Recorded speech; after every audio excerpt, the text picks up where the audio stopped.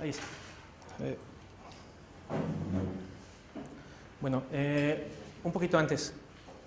Bueno, soy Eduardo Espinosa Ávila, soy de la DIE y relacionado con lo que estábamos platicando el martes, yo no me considero nativo digital, pero creo que sí migré muy joven. Entonces, voy a hablar 100% de computación y, bueno, algunos datos. Ahí está mi correo, lo voy a dejar.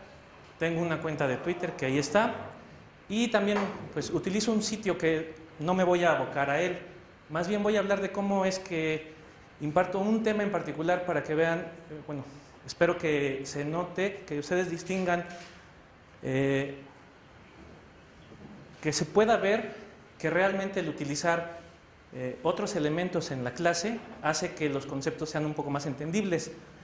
Si por ahí alguien revisó el abstract, por ahí, bueno, el resumen, perdón, por ahí dice que muchos conceptos computacionales son, o al parecer son muy abstractos. Entonces el objetivo es mostrarles cómo es que hago que a los alumnos no les parezcan tan abstractos estos algoritmos computacionales. Y además, como les digo a mis alumnos, pues vamos a hacer un poquito de magia. Aquí vamos a hacer un poco de magia computacional. Bueno, tenemos una pequeña agenda, muy breve. Vamos a hablar en particular de un problema que es el problema del ordenamiento. Creo que todos hemos oído hablar del ordenamiento. Vamos a ver cómo lo vemos desde el punto de vista computacional. Después de describir el problema del ordenamiento así en general, me voy a centrar en un algoritmo muy famoso llamado Quicksort. Vamos a ver cómo funciona y lo vamos a ver de varias formas.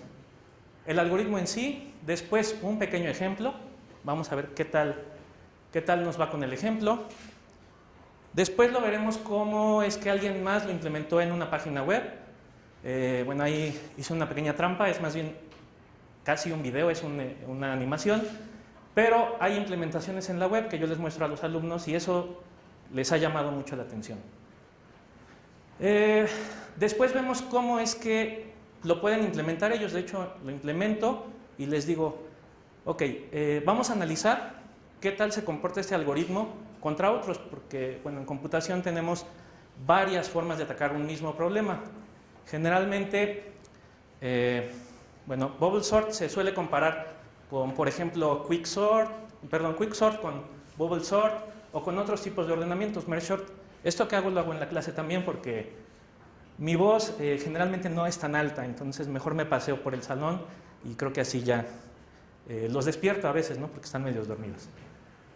Y finalmente vamos a ver que alguien por ahí, en algún lado, nos hizo el favor de implementar este algoritmo de Quicksort y otros.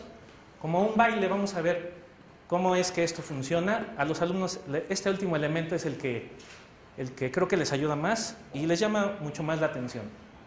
Entonces vamos a empezar. El problema del ordenamiento, pues es justamente, tengo un conjunto de elementos y los quiero ordenar de acuerdo a una cierta regla. Por ejemplo, aquí la niña a lo mejor los está ordenando por colores o algo. Entonces es justamente eso es lo que queremos resolver. Cómo dados unos elementos, yo los puedo ordenar, pero algo muy importante es vía la computadora, no vía el ser humano. Eso es algo muy importante y que trato de dejarles en claro a los alumnos. Un humano, pues generalmente, resolvería las cosas diferente a como lo hace una computadora. La computadora, pues, es un elemento que yo llamo un elemento muy tonto, que si no le dices qué haga, pues no hace nada. Entonces, hay que decirle exactamente qué queremos que haga para que resuelva cierto problema, en este caso el del ordenamiento. Entonces, ese es el problema del ordenamiento y es un problema muy importante en computación. Ahí yo pongo la palabra computólogos porque trato de abarcar a los computólogos desde el área de ciencias, que es muy importante, incluso hay una carrera, y en el área de ingeniería. Entonces, la palabra computólogos para mí abarca las dos áreas, por eso los llamo así. Entonces decíamos que es muy importante ese problema de ordenamiento por varias razones. Una de las principales desde mi punto de vista es que este problema del ordenamiento, como ya les había dicho, se puede atacar de muchas formas. Una de ellas, la que vamos a ver el día de hoy, es justamente Quicksort.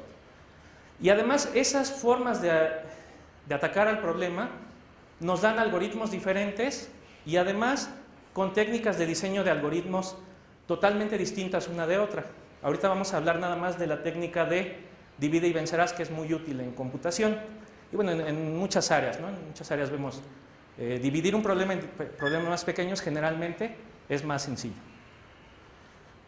Entonces tenemos una serie de datos ahí que están totalmente desacomodados. De ellos obtenemos un pequeño diamante, el problema ordenado, y ya del problema ordenado podemos graficarlo, obtener datos útiles. Bueno, la imagen no es mía, ahí están los créditos, la liga de donde la obtuve. Y les decía, vamos a abocarnos a un algoritmo muy específico llamado Quicksort. Este algoritmo no es reciente, ya tiene algunas décadas incluso, y lo implementó, o se le ocurrió a un genio de la computación llamado Charles Anthony Richard Hoare, ¿sí? Él lo implementó y quedamos que está basado en la técnica divide y vencerás, y esta técnica, entre otras cosas, nos dice, desde el punto de vista computacional, que si yo le pongo una lista de n elementos, n puede ser 1 elemento, 10 elementos, 100 elementos, los que sean, el algoritmo va a ordenar esa lista en n log n pasos, ¿sí? Si ustedes recuerdan la función logaritmo, crece muy lento. Para que crezca en 1, la lista debe crecer en múltiplos de 10. Entonces, en la práctica podríamos casi asegurar que es lineal, ¿sí? Si yo meto una lista de 10, se va a tardar orden de 10. Si meto una lista de 100, orden de 100. Si meto una lista de 1000, orden de 1000, más o menos. Ya lo veremos un poco más adelante, espero que quede más claro con los ejemplos. Igual, la imagen esta es su biografía de la Wikipedia, pero pues ahí la ponemos. Y bueno, el algoritmo en sí, ¿cómo funciona? Son 4 pasos bien sencillos, espero que los encuentren así. El primero de ellos es, tenemos la lista completa de elementos, los n, elegimos un elemento, puede ser de forma aleatoria o puede ser de forma determinística, que yo diga el primero o el último, o que diga de los n, elige el que sea al azar, ¿sí? Entonces elegimos un elemento y lo bautizamos como pivote, nada más. Una vez que elegimos ese elemento pivote, ¿qué hacemos? Dividimos nuestra lista en 2 sublistas. Por eso aquí antes dice sublista. Ahorita vamos a ver por qué esto se regresa. Entonces la dividimos en 2. A la izquierda vamos a colocar todos aquellos que sean menores al pivote, ¿sí? Nada más. No estamos hablando qué le hacemos a esos elementos, nada más los que sean menores quedan a la izquierda. Y a la derecha los que sean mayores. Y ahí hay una notación en chiquito. Los que sean iguales al pivote no importa si los pones a la izquierda o a la derecha. Eso ya lo decidirás cuando lo estés haciendo. De esta forma obtenemos 2 sublistas. La sublista de los elementos menores que está a la izquierda y la sublista de elementos mayores a la derecha. Y finalmente, ¿qué hacemos? El cuarto paso es repite los anteriores sobre cada una de las sublistas. Entonces, hacemos una pequeña trampa y decimos, ahora mi nueva lista es la sublista izquierda solamente. Cuando acabe, me voy sobre la sublista derecha, ¿sí? Este algoritmo pues es de alto nivel, es entendible para los humanos, pero para las computadoras todavía no tanto. Habría que pasarlo a otra etapa llamada pseudocódigo, que pues todos la hemos escuchado, y ya después la hacemos en un lenguaje de programación. Pero para efectos de lo que estamos aquí intentando es suficiente. Entonces, ya que les di el algoritmo en sí, les decimos, pues vamos a verlo. Me faltó algo antes, perdón. Hay una cosa que garantiza este algoritmo, que el elemento pivote, una vez que acabé de dividir en mis dos sublistas, el pivote ya no se va a mover nunca. El pivote ya está en la posición que le toca en toda la lista, ¿sí? Y una vez que repetí sobre las sublistas, al final obtengo la lista totalmente ordenada, ¿sí? Entonces paso de una lista que tenía los elementos ahí totalmente en desorden a una ordenada. Aquí no estoy diciendo qué método utilicé, nada más pues me pasé de la desordenada a la ordenada, ¿sí? Entonces ahora sí vamos a ver el ejemplo, es pues bastante sencillo. Supongan que tenemos todos esos elementos, 5, 4, 9, 7, 1, 8, 3, 2 y 6, y los queremos ordenar utilizando justamente Quicksort. ¿Cuál era el primer paso? Tomar uno y lo llamamos pivote.